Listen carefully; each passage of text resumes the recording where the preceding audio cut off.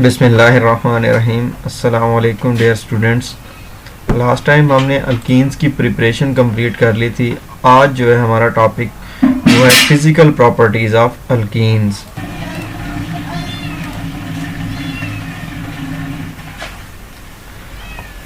Alkyne की जो पहली प्रॉपर्टी है, जो फर्स्ट 3 मेंबर्स ऑफ अल्कीन्स हैं, वो हमारे हैं गैसेस शक्ल में, गैस की शक्ल में। जिस तरह से हमारा मीथेन है, इथेन है और प्रोपेन है, ब्यूटेन है, CH4, CH3 जो कि इथेन है। ये हमारे क्या हैं, गैसेस की शक्ल में है। जबकि नेक्स्ट जो है अगले 11 मेंबर C5 से C10, C5 से C15, ये हमारे लिक्विड की शक्ल में है। इससे नेक्स्ट जो है C16 से अबव, ये सारे सॉलिड्स फॉर्म में है। इससे आप लोगों को नज़र आ रहा है कि जितने कार्बन की तादाद बढ़ती जा रही है उतना वो गैस से लिक्विड, लिक्विड से सॉलिड हालत में जाती जा रही है, मतलब कि वो सख्त होती जा रही है।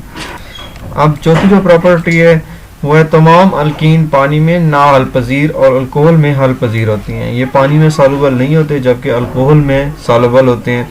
इनमें बदबू होती है, इन तमाम की बदबू करैक्टरिस्टिक होती है, इनकी तमाम की मतलब कि स्मेल होती है। ये चुभने वाले शोले से जलते हैं, ल्यूमिनस जो फ्लेम है उसके साथ ये बर्न होते हैं, जलते हैं। कार्बन एटम के sp2 हाइब्रिडाइजेशन की वजह से ये कमज़ोर पोलर खसूसियात रखते हैं। इनकी जो पोलर प्रॉपर्टीज़ हैं वो लो हैं, पोलर खसूसियात इनकी कम होती हैं। पोलर प्रॉपर्टीज़ क्या होती हैं कि पोल्स बन जाना, पॉजिटिव और नेगेटिव चार्ज आ जाना, उनको पोलर प्रॉपर्टीज़ कहते हैं।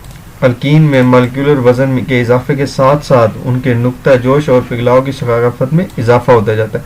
मतलब कि जितना उसकी हमारे प्रॉपर्टीज़ में कार्बन एटम का इजाफा होता जाएगा, फॉर एग्जांपल ये CH4 है, इसका बॉइलिंग पॉइंट बहुत कम होगा। CH3 का इसकी निस्बत CH4 की निस्बत ज़्यादा होगा। जिसमें जितने कार्बन एटम बढ़ते जाएंगे उतना उसकी जो बॉइलिंग पॉइंट है और हमारा मेल्टिंग पॉइंट है वो बढ़ता जाएगा। जी, तो नेक्स्ट देखते हैं इसकी केमिकल प्रॉपर्टीज ऑफ अल्कीन्स।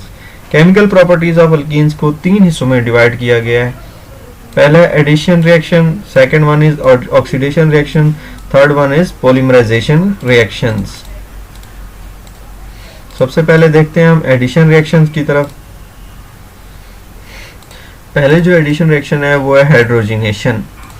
जब अल्कीन की हम हाइड्रोजिनेशन करते हैं तो अल्केन प्रोड्यूस होती है निकल कैटालिस्ट की मौजूदगी में 100 डिग्री सेल्सियस पे। ये देखिए हमने इथीन की हाइड्रोजिनेशन की है।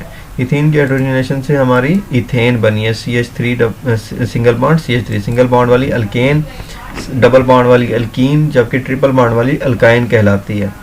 अब यहाँ पे ये जो 3 कार्बन एटम है इसको हम क्या कहेंगे, प्रोपीन। प्रोपीन की जब हाइड्रोजिनेशन करते हैं तो वो हमारी प्रोपेन बन जाती है। और इसकी जो सबसे ज़्यादा जो हमारा यूज़ होता है हाइड्रोजिनेशन का, वो ऑयल को घी में कन्वर्ट करने के लिए हम इस प्रोसेस को यूज़ करते हैं, process of addition of hydrogenation. Vegetable oil में जब हाइड्रोजन ऐड करते हैं तो वो वेजिटेबल घी में चेंज हो जाती है। नेक्स्ट इसकी केमिकल प्रॉपर्टी देखते हैं, वो है एडिशन ऑफ हेलोजेंस। हेलोजेंस का ऐड हो जाना।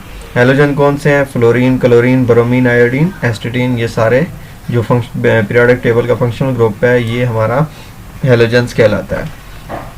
इथीन, अब ये CH2 double bond CH2 2 carbon atom पर मुश्तमिल है तो इसका क्या नाम होगा, इथीन। इथीन की जब हेलोजिनेशन कर रहे हैं, क्लोरीन हमारा हेलोजन ग्रुप है, Cl2 ऐड कर रहे हैं तो ये जो Cl2 है ये इसको हम इस तरह लिख सकते हैं, Cl बॉन्ड Cl। एक क्लोरीन इस कार्बन के साथ अटैच हो जाएगा जबकि दूसरा क्लोरीन दूसरे कार्बन के साथ अटैच हो जाएगा, CH2 बॉन्ड CH2 और ये Cl ग्रुप अटैच हो जाएंगे। तो इस हिसाब से इसका नाम क्या होगा, 1 2, क्योंकि ये कार्बन 1 हो ये 2 हो, या आप इसको 1 और इसको 2 भी लिख सकते हैं।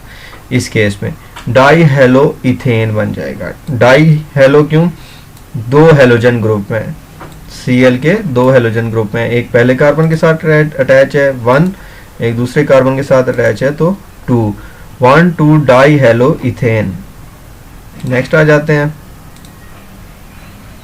Addition of halogen acids. Halogen acid कौन से होते हैं? हाइड्रोजन के साथ जब कोई हेलोजन अटैच हो जाए तो उसको हेलोजन एसिड कहते हैं। एक्स क्या है? कोई हेलोजन ग्रुप है, फ्लोरीन, क्लोरीन, ब्रोमीन, आयोडीन, ये सारे हेलोजन में से कोई भी अटैच हो जाए एक्स की जगह पे तो उसको हेलोजन एसिड्स का नाम दिया गया है। इथीन की जब हम हेलोजन एसिड के साथ रिएक्शन करा रहे हैं तो वो अल्काइल हैलाइड बन रहा है। अल्काइल हैलाइड क्या है? Are x. आर की जगह पे कोई भी अल्काइल ग्रुप हो सकता है। अल्काइल ग्रुप कौन से हैं? जब अल्केन में से एक हाइड्रोजन कम हो जाए, CH4 है, मीथेन अल्केन है, इसमें से जब एक हाइड्रोजन कम हो जाए, CH3 हो जाए, तो वो अल्काइल ग्रुप कहलाएगा। अब ये अल्काइल ग्रुप फर्दर किसी एलिमेंट के साथ अटैच हो सकता है क्योंकि कार्बन की वैलेंसी है वो कंप्लीट नहीं है। कार्बन 4 बॉन्ड बनाता है जबकि यहाँ पे 3 बॉन्ड बनाए हुए हैं। एक बॉन्ड मजीद जब बना सकता है कार्बन तो उसको अल्काइल ग्रुप कहते हैं, आर कहते हैं। तो वो कहता है कि जब इथीन की जब हम रिएक्शन कराएंगे हेलोजन एसिड के साथ तो अल्काइल हैलाइड बनेगी। सेकेंड रिएक्शन भी सेम इसी तरह से है, CH2 double bond CH2 HBr, ये जो ब्रोमीन है ये फिर फर्दर अटैच होके अल्काइल ब्रोमाइड बनाएगा। इसका नाम इथाइल ब्रोमाइड होगा, इसका नाम इथाइल क्लोराइड होगा। अब जो इनका ऑर्डर ऑफ रिएक्टिविटी है वो डिफरेंट होता है। हाइड्रोजन आयोडाइड सबसे ज़्यादा रिएक्टिव है, हाइड्रोजन ब्रोमाइड उसके बाद हाइड्रोजन क्लोराइड और उसके बाद सबसे कम रिएक्टिव हाइड्रोजन फ्लोराइड है। ये क्वेश्चन अक्सर पेपर में पूछा गया है। ये दे दिया जाता है तरतीब और कहते हैं इनमें से कौन सी अरेंजमेंट जो है वो सही है, तो ये आपने अरेंजमेंट याद रखनी है। नेक्स्ट आ जाते हैं addition of halogen acid on unsymmetrical alkane. Unsymmetrical alkene से क्या मुराद है? जब डबल बॉन्ड वाले कार्बन एटम के साथ दोनों साइडों पे एक जैसे ग्रुप अटैच्ड हो तो इसको कहेंगे हम ये सिमेट्रिकल है। फर्स्ट कर लेंगे एग्जांपल मैंने आपको दिया, कार्बन कार्बन डबल बॉन्ड दोनों साइडों पे OH ग्रुप अटैच है, एक ही ग्रुप अटैच है, तो ये क्या होगी? सिमेट्रिकल। अगर दोनों साइडों पे मुख्तलिफ ग्रुप अटैच्ड हो तो वो अनसिमेट्रिकल होगा। ये एग्जांपल आप देख लें नीचे, ये जो कार्बन एटम है इसके साथ CH3 अटैच्ड है तो इसका और दूसरी साइड पे ये जो CH2 है इसके साथ कोई ग्रुप अटैच नहीं है, ये क्या होगा? अनसिमेट्रिकल। अगर इस कार्बन के साथ भी CH3 अटैच होता तो फिर क्या होता? ये सिमेट्रिकल। दोनों साइडों पे डबल बॉन्ड की दोनों साइडों पे एक जैसे एलिमेंट मौजूद हो तो वो सिमेट्रिकल कहलाता है। अगर दोनों साइडों पे डिफरेंट ग्रुप्स मौजूद हो तो वो अनसिमेट्रिकल। डबल बॉन्ड की इस साइड पे ये देखें मिथाइल ग्रुप अटैच्ड है, इस साइड पे इथाइल ग्रुप 2 कार्बन वाला ग्रुप अटैच्ड है, तो इसलिए ये अनसिमेट्रिकल अल्कीन होगी। अनसिमेट्रिकल अल्कीन की जब हेलोजन एसिड्स के साथ, हेलोजन एसिड आपको अभी बताया कि जब हाइड्रोजन के साथ, सॉरी हाइड्रोजन एसिड यहाँ पे होगा, हाइड्रोजन एसिड जब हाइड्रोजन के साथ कोई भी फ्लोरीन, क्लोरीन, ब्रोमीन या हेलोजन अटैच हो तो उसको हाइड्रोजन एसिड कहते हैं या हेलोजन एसिड भी कहते हैं। ये नाम सही लिखा हुआ है। अच्छा, जब इसके साथ रिएक्शन होगा तो होगा क्या कि ये जो हमारा अल्कीन था ये चेंज हो जाएगा अल्काइल हैलाइड में। ये जो हेलोजन है ये अटैच हो जाएगा अल्काइल चेन के साथ। ये जो हाइड्रोजन है ये अटैच हो जाएगा इस कार्बन के साथ, डबल बॉन्ड ब्रेक हो जाएगा CH2 के साथ। X की जगह पे आप कोई भी एलिमेंट्स रख सकते हैं, फ्लोरीन, क्लोरीन, ब्रोमीन, आयोडीन और एस्टेटीन में से। अब नेक्स्ट उसने एग्जांपल दे दिया है, हाइड्रोजन क्लोराइड के साथ रिएक्शन किया है प्रोपीन का। हाइड्रोजन जो है ये इस कार्बन के साथ अटैच हो जाएगा और क्लोरीन जो है दूसरे कार्बन के साथ अटैच हो जाएगी, तो ये प्रोपेन बन जाएगा। या आप इस तरह से भी कर सकते हैं कि ये जो हाइड्रोजन है ये इस कार्बन के साथ अटैच हो जाए और ये क्लोरीन इस कार्बन के साथ अटैच हो जाए, जो कि इस रिएक्शन में दिखाया गया है। दोनों पॉसिबिलिटीज़ हैं। ठीक है जी, ये क्लोरीन यहाँ पे आ गई और ये जो हाइड्रोजन है ये यहाँ पे आ गया। नेक्स्ट देखते हैं इसका addition reaction Markovnikov's rule. Markovnikov's rule ये कहता है कि जब आप किसी ऐसे एलिमेंट्स को ऐड कर रहे हैं जो अब दो पॉसिबिलिटीज़ हैं इस रिएक्शन की। एक तो ये है कि ये हाइड्रोजन इस कार्बन पे चला जाए और ये ब्रोमीन इस कार्बन के साथ चली जाए, या दूसरी पॉसिबिलिटी क्या है, ये हाइड्रोजन इस कार्बन पे चला जाए और ये ब्रोमीन जो है ये दूसरे कार्बन पे चली जाए। दो पॉसिबिलिटीज़ हैं। ये रिएक्शन इस तरह से भी हो सकता है या फिर इस तरह से भी हो सकता है। अब दो पॉसिबिलिटीज़ हैं। अब मार्कोनी-ग्रुप्स रूल वो ये कहता है कि जो पॉजिटिव हिस्सा है वो हमेशा उस कार्बन पे जाएगा जिसके पास ऑलरेडी हाइड्रोजन की तादाद ज़्यादा होगी। ये HBr में हाइड्रोजन पॉजिटिव है, तो हाइड्रोजन जो है उस कार्बन पे जाएगा जिसके पास हाइड्रोजन की तादाद ज़्यादा है, यानी कि CH2। यहाँ पे हाइड्रोजन की तादाद 2 है, जबकि यहाँ पे हाइड्रोजन की तादाद 1 है। इसकी हम बात नहीं कर रहे CH3 की, हम बात कर रहे हैं डबल बॉन्ड जब ब्रेक होगा तो वो तो पहले ही सैचुरेटेड है, उसके पास तो पहले ही 3 हाइड्रोजन मौजूद है, उसके ऊपर तो मजीद हाइड्रोजन आ नहीं सकती क्योंकि एक साइड पे कार्बन एटम अटैच है और बाकी 3 हाइड्रोजन उसके पास पहले से मौजूद हैं, 4 बॉन्ड उसके कंप्लीट हैं। अब होना इन दोनों का, इन दोनों में से हमेशा पॉजिटिव हिस्सा उस कार्बन पे जाएगा जिस पे पहले हाइड्रोजन की तादाद ज़्यादा है, और ब्रोमीन या नेगेटिव हिस्सा उस कार्बन पे जाएगा जहाँ पे हाइड्रोजन की तादाद कम है। ठीक है जी, ये हाइड्रोजन इस कार्बन पे चला गया, CH3 बन गया, और ये जो ब्रोमीन था नेगेटिव पार्ट ये इस कार्बन पे जाके आइसो फॉर्म में अटैच हो गया। तो इसका नाम क्या होगा? 2-मिथाइल 1-पेंटीन।